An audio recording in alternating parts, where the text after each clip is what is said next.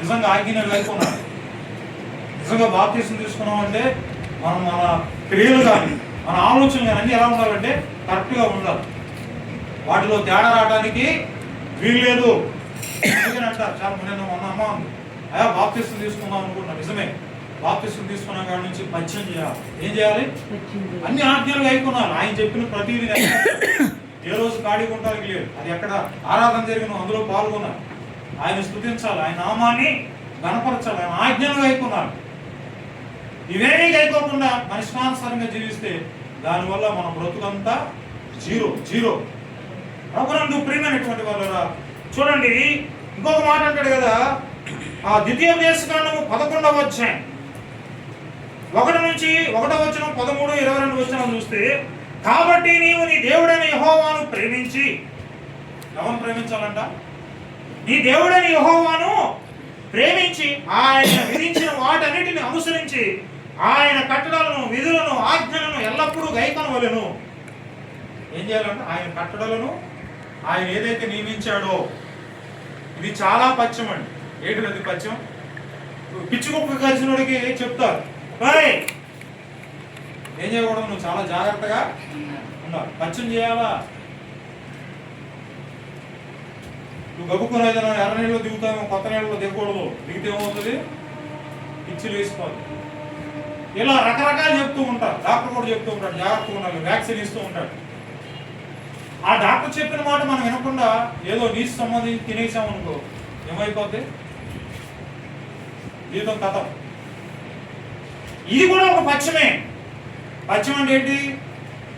దేవుని ఆజ్ఞలను గైకొనే విషయంలో మనం జాగ్రత్తగా ఉండాలి. చూడండి ఏమంటాడు అక్కడ, కాబట్టి నీవు నీ దేవుడైన యెహోవాను ప్రేమించి ఆయన విధించిన వాటిని అనుసరించి ఆయన కట్టడలను విధులను ఆజ్ఞను ఎల్లప్పుడూ, ఒకరోజు అయ్యేది కాదు ఇది.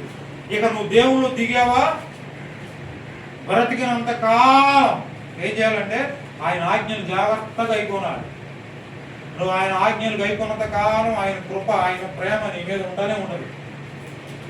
ఎప్పుడైతే విడిచిపెడుతున్నావో తేడా కనపడిపోతాడు.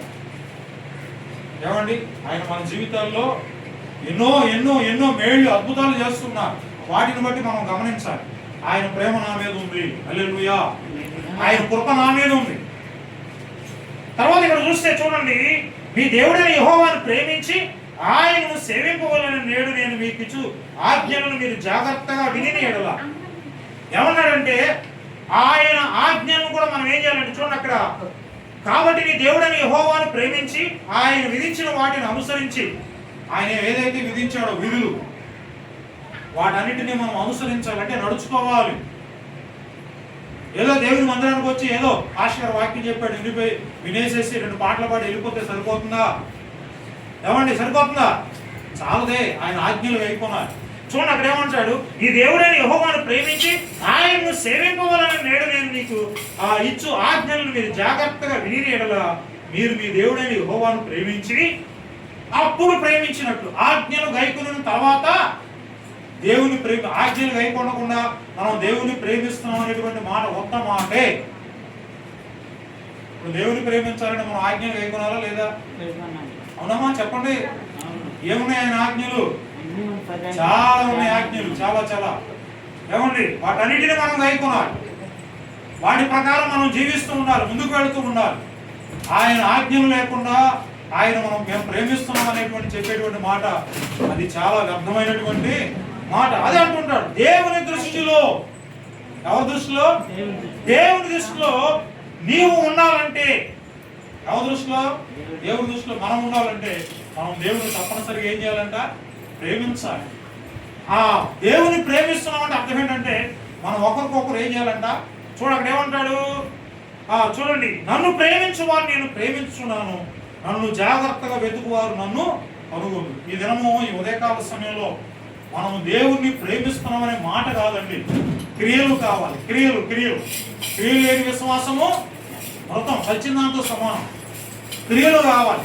క్రియలు అంటే అర్థమైంది, దేవుడు ఏం చూస్తున్నాడంటే మనము మన సహోదరులైనటువంటి వారిని, మన చుట్టుపక్కల ఉన్నటువంటి వారిని మనం ప్రేమిస్తే అది ఎవరిని ప్రేమించినట్ట?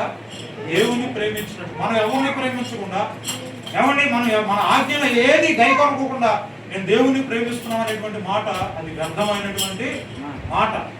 ఆ మాటలో డెప్త్ లేదు, పవరు లేదు. కనుక చూసినట్లయితే ఇక్కడ చూడండి, మరొక మాట మేము జ్ఞాపకం చేసుకుందాం. ద్వితీయోపదేశకాండం 13వ అధ్యాయం